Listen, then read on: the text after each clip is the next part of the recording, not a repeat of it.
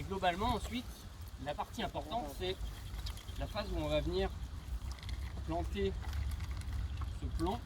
Et vous voyez, les plants en pépinière, en pot, ils font un système racinaire comme celui-ci. Et c'est là la partie la plus importante, c'est-à-dire que c'est ce qu'on appelle un chignonnage. C'est-à-dire que la racine, elle va dans des pots ronds comme ceci, elle va commencer à tourner et parfois, si je la pose juste comme ça dans le trou, et bien en fait, la racine est un peu programmée génétiquement pour continuer à tourner et elle va pas du tout s'intégrer dans le sol et elle va vivoter, on va dire, quelques années, puis elle va mourir au bout d'un moment. Donc nous, ce qu'on va faire, c'est essayer de... Et puis, vous savez, le sol est un peu différent entre le sol qui est prévu en pépinière. Cette plante, elle est dorlotée, elle a les nutriments nécessaires, elle a l'eau abondamment un petit peu tous les jours. Donc, ce qu'on va faire, c'est qu'on va...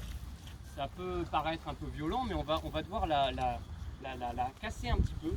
Donc voilà, vous pouvez utiliser aussi le bord des outils, ou, voilà. Mais sinon, simplement avec les doigts, ça suffit.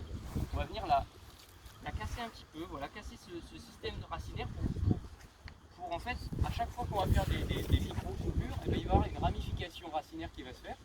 Les racines vont repartir et vont pouvoir aller chercher, s'intégrer dans le sol, le nouveau sol qu'on leur propose, et recréer un système racinaire en profondeur sur les côtés, et ensuite le plant va pouvoir bien pousser. Donc c'est vraiment une étape importante où c'est pas simplement on sort le plant du pot et on le met dans le sol, c'est vraiment on va venir comme ça un petit peu casser. Alors vous voyez, ça peut paraître violent, hein, par rapport au premier plan que j'ai sorti, mais voilà, on va essayer de le mettre ici.